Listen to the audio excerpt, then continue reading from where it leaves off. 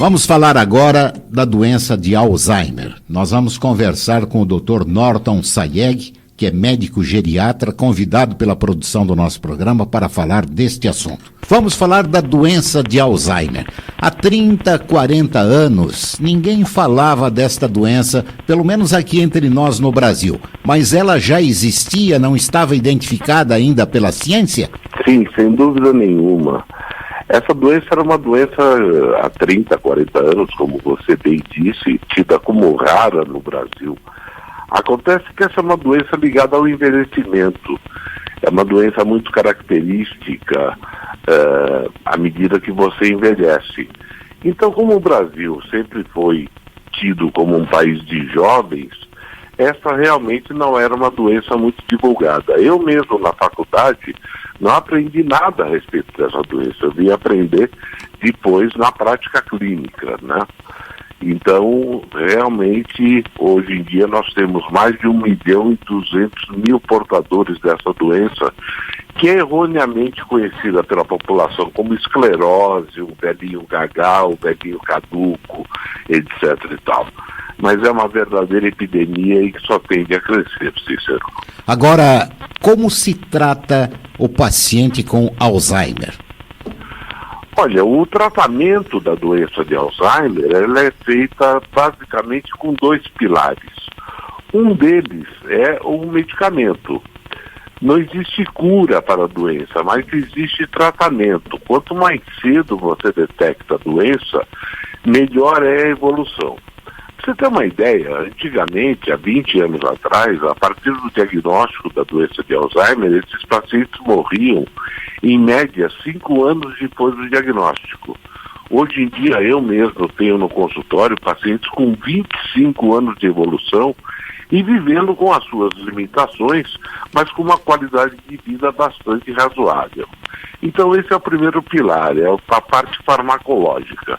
A segunda parte é a parte de reabilitação cognitiva, que é feita, mais popularmente conhecida como treino da memória. Ou seja, você estimular a memória do indivíduo por uma série de instrumentos. Um deles é a musicoterapia, por exemplo, que apresenta excelentes resultados. Agora, o Alzheimer é uma doença que interfere no humor da pessoa, do paciente. Muitas vezes é um paciente que teve uma vida tranquila, feliz, calma, e ele se transforma numa pessoa violenta. Isso é verdade? É verdade absoluta. Infelizmente existem casos gravíssimos onde a agressividade é, às vezes, não apenas verbal. Chega à agressividade física mesmo, de agredir a pessoa, a esposa, o esposo, o cuidador, enfim, quem está do seu lado. Porque a pessoa perde a crítica. Ela não sabe, na realidade, o que ela está fazendo. Então, isso é muito comum, isso ocorre com frequência, mas a boa notícia é que tem tratamento. Isso, se você buscar ajuda médica competente, o médico vai medicar adequadamente para que não exista essa possibilidade ou ela seja muito minorada. E quais são os sinais que a família deve perceber na pessoa que está caminhando para o Alzheimer? Essa é uma excelente pergunta, Cícero. Veja, ainda existe um mito na população de que é normal que nós percamos a memória à medida que nós envelhecemos. Isso não é verdade, não é normal, é comum. É tão comum, é tão frequente que as pessoas acabam confundindo esses dois conceitos que não são sinônimos. Ou seja, não é normal perder memória à medida que nós envelhecemos. É comum. Então, ao primeiro sinal da pessoa que se torna repetitiva, que pergunta uma coisa, daqui a pouco ela pergunta a mesma coisa, apesar de já ter tido a resposta, se ela esquece fatos recentes, se ela pede para almoçar quando acabou de almoçar, né? Então, a memória recente é a que está mais prejudicada no começo. Então, o que eu costumo orientar a população é que, notando uma mudança no humor, no comportamento, na habilidade intelectual, no reconhecimento das pessoas, que se busque ajuda rapidamente. Até porque pode não ser Alzheimer, pode ser uma causa de perda de memória em idosos, passível de ser tratado e ser revertido. Então, sempre é bom prestar atenção nas pessoas mais idosas da família. Sem dúvida nenhuma, né? Então, não aceitar passivamente uma mudança. Ah, o vovô não lembra mais meu nome, mas ele tem 80 anos, isso é normal. Não, não é normal. Vamos dar uma chance a ele. Vamos levá-lo ao médico para ver se não existe nenhuma doença. Porque as doenças do envelhecimento que causam perda de memória, elas são silenciosas. Pra você ter uma ideia, Cícero, essas malditas pílulas para dormir, remédio de tarja preta para idoso, é um veneno, é um perigo. E muitas vezes está aí a causa. Você retira o remédio, faz a adequação da prescrição médica, faz uma receita adequada para esse paciente recupera a sua capacidade cognitiva, a sua capacidade intelectual. Então é importantíssimo que não se conforme com alterações, especialmente ligadas ao humor e ao desempenho intelectual do idoso. O leigo pode confundir, então, as manifestações, não é? Sem dúvida nenhuma.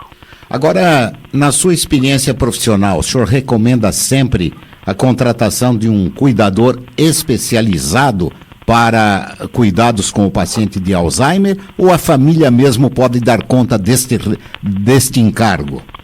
Olha, existem casos e casos. Cada família é um microcosmo, né? Cada família tem suas culturas, seus valores, e isso é difícil você definir. Mas eu digo assim, sempre um cuidador ajuda e ajuda muito, porque conviver com uma pessoa com Alzheimer é realmente muito difícil. É estressante você viver com uma pessoa com Alzheimer. Então, normalmente quem cuida é o cônjuge, e o cônjuge muitas vezes já tem idade avançada também. Então a família tem que se preocupar não apenas com o paciente, mas também com quem está cuidando, porque a sobrecarga emocional é enorme. Eu costumo dizer que Alzheimer é uma doença que afeta não apenas o paciente, mas afeta a família como um todo, vitimiza a família como um todo.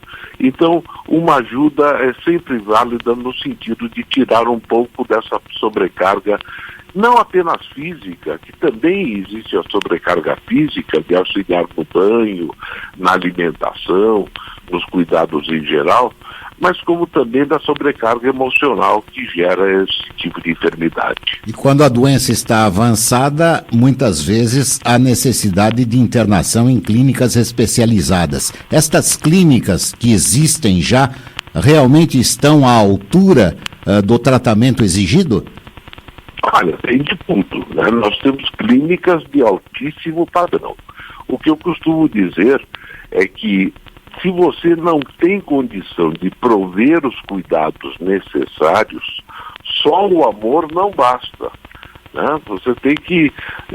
nós sabemos que é difícil colocar numa instituição, mas se você não tem condição de cuidar em casa, então você tem que realmente procurar esse recurso.